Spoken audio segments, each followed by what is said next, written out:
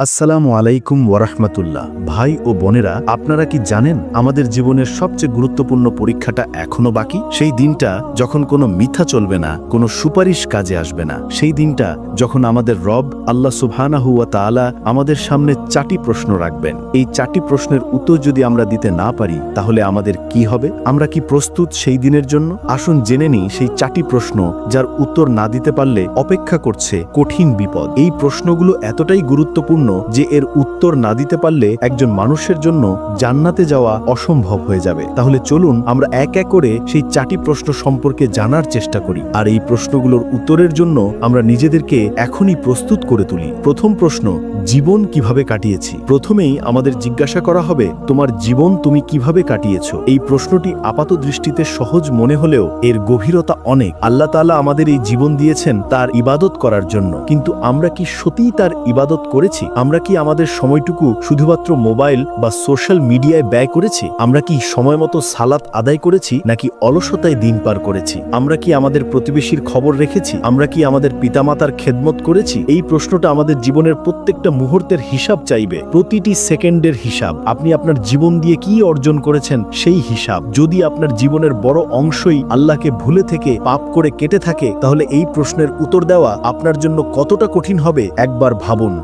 দ্বিতীয় প্রশ্ন, যৌবন কিভাবে ব্যবহার করেছি? দ্বিতীয় প্রশ্নটি আরো সুনির্দিষ্ট। আল্লাহ তাআলা জিজ্ঞাসা করবেন, তোমার যৌবন তুমি কোন কাজে ব্যয় করেছো? যৌবন হলো মানুষের জীবনের সবচেয়ে শক্তিশালী এবং মূল্যবান অংশ। এই সময় মানুষের কর্মক্ষমতা, উদ্যম এবং মানসিক শক্তি থাকে সর্বোচ্চ। কিন্তু আমরা কি আমাদের এই মূল্যবান যৌবনকে আল্লাহর পথে কাজে লাগিয়েছি? যৌবনের এই সময়টুকু কি আমরা শুধু বন্ধুদের সাথে আড্ডা দিয়ে, খেলাধুলা করে বা অনর্থক কাজে ব্যয় করেছি? আমরা কি আমাদের যৌবনকে আল্লাহর দ্বীন প্রচারের কাজে, সৎ কাজ করার কাজে বা জ্ঞান অর্জনের কাজে লাগিয়েছি? আজকের সমাজে যুব সমাজ তাদের মূল্যবান সময় নষ্ট করে অশ্লীলতায়, নেশায় এবং পাপের বিভিন্ন কাজে। এই ধরনের কাজগুলো থেকে আমরা কি নিজেদের দূরে রাখতে পেরেছি? যৌবনের প্রতিটি মুহূর্তের জন্য আমাদের জবাবদিহি করতে হবে। যদি আমরা এই যৌবনকে ভুল পথে ব্যবহার করে থাকি, তাহলে কিয়ামতের দিন এই প্রশ্নের উত্তর দেওয়া আমাদের জন্য কঠিন হবে।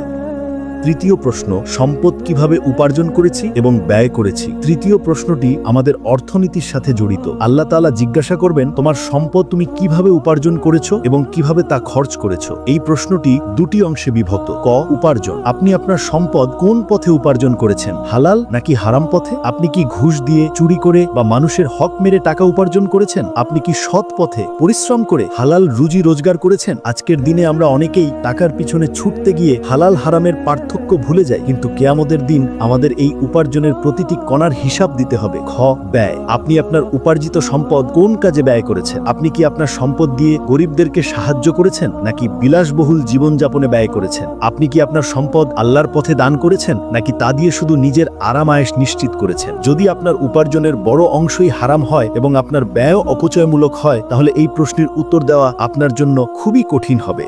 চতুর্থ প্রশ্ন, জ্ঞান অনুযায়ী আমল করেছি কিনা? চতুর্থ এবং শেষ প্রশ্নটি হলো, তুমি যে জ্ঞান অর্জন করেছো তা অনুযায়ী কি তুমি আমল করেছো? আমরা অনেকেই কোরআন হাদিসের জ্ঞান রাখি, আমরা জানি কোন কাজটা ভালো আর কোন কাজটা খারাপ, কিন্তু আমরা কি আমাদের সেই জ্ঞান অনুযায়ী কাজ করি? আমরা জানি সালাত ফরজ, কিন্তু আমরা কি সময় মতো সালাত আদায় করি? আমরা জানি মিথ্যা বলা পাপ, কিন্তু আমরা কি মিথ্যা বলা থেকে বিরত থাকি? আমরা জানি মানুষকে কষ্ট দেওয়া অন্যায়, কিন্তু আমরা কি অন্যের অনুভূতিকে সম্মান করি? জ্ঞান অনুযায়ী আমল না করাটা হলো এমন যে একজন মানুষকে জ্ঞান থাকা সত্ত্বেও অন্ধকার পথে পরিচালিত করে। কিয়ামতের দিন আল্লাহ তাআলা আমাদের জ্ঞান অনুযায়ী আমল না করার জন্য কঠোরভাবে জবাবদিহি করবেন। প্রিয় দর্শক, এই 4টি প্রশ্নের জবাব প্রস্তুত করার জন্য আমাদের হাতে খুব বেশি সময় নেই। মৃত্যুর পর আমরা আর ফিরে আসতে পারবো না এই 4টি প্রশ্নের প্রস্তুতি নেওয়ার জন্য। এখনই সময় নিজেকে শুধরে নেওয়ার। জীবনের প্রতিটি মুহূর্তকে আল্লাহর ইবাদতে ব্যয় করুন। যৌবনকে ইসলামের পথে কাজে লাগান, হালাল পথে উপার্জন করুন এবং তার সৎ কাজে ব্যয় করুন। আপনার অর্জিত জ্ঞান অনুযায়ী